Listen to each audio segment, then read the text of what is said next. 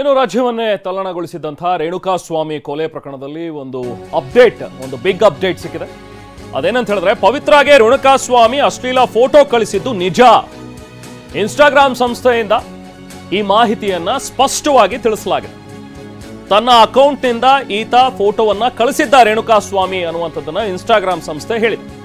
ಪವಿತ್ರ Instagram ಅಕೌಂಟ್ಗೆ ಈತ ಅಶ್ಲೀಲವಾದಂತಹ ಫೋಟೋವನ್ನ ಕಳಿಸಿದ್ದ ಅನ್ನೋ ವಿಚಾರ. ಅಶ್ಲೀಲ ಫೋಟೋ ಹಾಗೂ ಮೆಸೇಜ್ ಅನ್ನ ಕೂಡ ಈತ ಕಳಿಸಿದ್ದ ಅನ್ನುವಂಥದ್ರ ಬಗ್ಗೆ ಏನು ಆರೋಪಗಳಿತ್ತಲ್ಲ, ಅದಕ್ಕೆ ಸಂಬಂಧಪಟ್ಟಂತೆ ಈಗ ಪಕ್ಕಾ ಪುರಾವೆ ಸಿಕ್ಕಿದೆ ಪೊಲೀಸರಿಗೆ. ಫೋಟೋ ಮತ್ತು ಮೆಸೇಜ್ ಬಗ್ಗೆ ಪೊಲೀಸರು ಈಗ ಖಚಿತಪಡಿಸಿಕೊಂಡಿದ್ದಾರೆ. ಮಾಹಿತಿ ಕೊಡಿ ಅಂತ ಹೇಳಿ ಕಾಮಾಕ್ಷಿಪಾಳ್ಯ ಪೊಲೀಸರು ಇನ್ಸ್ಟಾಗ್ರಾಮ್ ಸಂಸ್ಥೆಗೆ ಮೇಲ್ ಮಾಡಿದ್ರು. ಸೊ ಪೊಲೀಸರ ಮನವಿ ಹಿನ್ನೆಲೆಯಲ್ಲಿ ಇನ್ಸ್ಟಾಗ್ರಾಮ್ನಿಂದ ಸ್ಪಷ್ಟವಾಗಿ ಮಾಹಿತಿಯನ್ನು ಕೊಟ್ಟಿದ್ದಾರೆ. ಹೌದು, ಈ ಅಕೌಂಟ್ನಿಂದ ಅಂದ್ರೆ ರೇಣುಕಾಸ್ವಾಮಿ ಅವರ ಅಕೌಂಟ್ ಏನಿತ್ತಲ್ಲ, ಈ ಐಡಿಯಿಂದ ಫೋಟೋ ಮತ್ತು ಮೆಸೇಜ್ ಪವಿತ್ರ ಗೌಡಗೆ ಹೋಗಿದೆ ಅನ್ನುವಂಥದ್ದನ್ನು ಇನ್ಸ್ಟಾಗ್ರಾಮ್ ಅವರು ಕೂಡ ಖಚಿತಪಡಿಸಿದ್ದಾರೆ.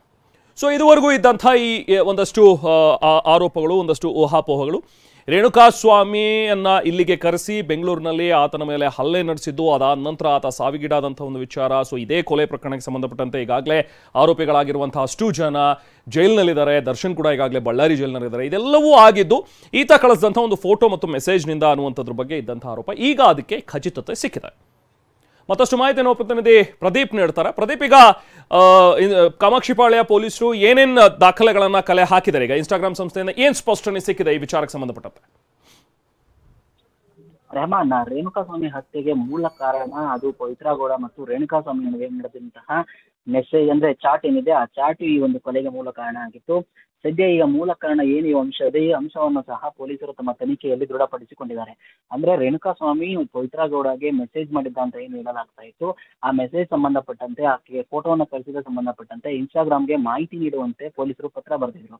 ಈ ಪತ್ರಕ್ಕೆ ಸ್ಪಂದಿಸಿರುವಂತಹ ಇನ್ಸ್ಟಾಗ್ರಾಮ್ ಈಗ ಈ ಒಂದು ಏನು ಮೆಸೇಜ್ ಗಳನ್ನ ಮಾಡಿದ್ರು, ಯಾವ ರೀತಿ ಫೋಟೋಗಳನ್ನ ಕಳಿಸಿದ್ರು, ಇದೆಲ್ಲದರ ಕಂಪ್ಲೀಟ್ ಡೀಟೇಲ್ಸ್ ಅನ್ನ, ಅಂದ್ರೆ ಅವಧಿ ಏನಿತ್ತು ಅವರು ಪವಿತ್ರ ಗೌಡಗೆ ಮೆಸೇಜ್ ಸ್ಟಾರ್ಟ್ ಮಾಡ್ದಾಗ್ಲಿಂದ ಮತ್ತೆ ಎಂಡ್ ಆದಾಗ್ಲಿಂದ ಆ ಅವಧಿಯಲ್ಲಿ ಯಾವ್ಯಾವ ರೀತಿ ಮೆಸೇಜ್ ಗಳನ್ನ ಮಾಡಿದ್ರು, ಮತ್ತೆ ಯಾವ ರೀತಿ ಫೋಟೋಗಳನ್ನ ಕಳಿಸಿದ್ರು, ಇದೆಲ್ಲಾ ಮಾಹಿತಿಯನ್ನು ಸಹ ಇನ್ಸ್ಟಾಗ್ರಾಮ್ ಅವರು ಈಗ ತನಿಖಾಧಿಕಾರಿಗೆ ಅವರ ಮನವಿ ಮೇರೆಗೆ ಅವರಿಗೆ ಮಾಹಿತಿಯನ್ನ ಕೊಟ್ಟಿರುವಂತದ್ದು. ಈ ಒಂದು ಇನ್ಸ್ಟಾಗ್ರಾಮ್ ಕೊಟ್ಟಂತಹ ಮಾಹಿತಿಯನ್ನ ಈಗ ಪೊಲೀಸ್ನವರು ಸಹ ಚಾರ್ಜ್ ಶೀಟ್ ಅಲ್ಲಿ ಉಲ್ಲೇಖ ಮಾಡ್ತಾರೆ.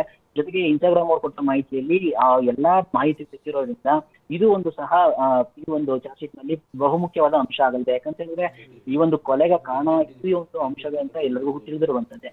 ಸೊ ಈ ಕಾರಣಕ್ಕಾಗಿ ಇನ್ಸ್ಟಾಗ್ರಾಮ್ ಅವರು ಕೊಟ್ಟಿರುವಂತಹ ಮಾಹಿತಿ ಈಗ ಪೊಲೀಸರು ಚಾರ್ಜ್ ಶೀಟ್ ನಲ್ಲಿ ಸಲ್ಲಿಸಿರುವಂತದ್ದು. ಇನ್ನು 4,000 ಪುಟಗಳಷ್ಟು ಚಾರ್ಜ್ ಶೀಟ್ ಅನ್ನ ಅಂತಿಮ ತಯಾರಿಯಲ್ಲಿದ್ದು ಇದೆಲ್ಲ ಅಂಶಗಳನ್ನ ಸೇರಿಸಿ ರೆಡಿ ಮಾಡ್ತಾ ಇದ್ದಾರೆ ಪೊಲೀಸರು. Rehman, okay, thank you Pradeep.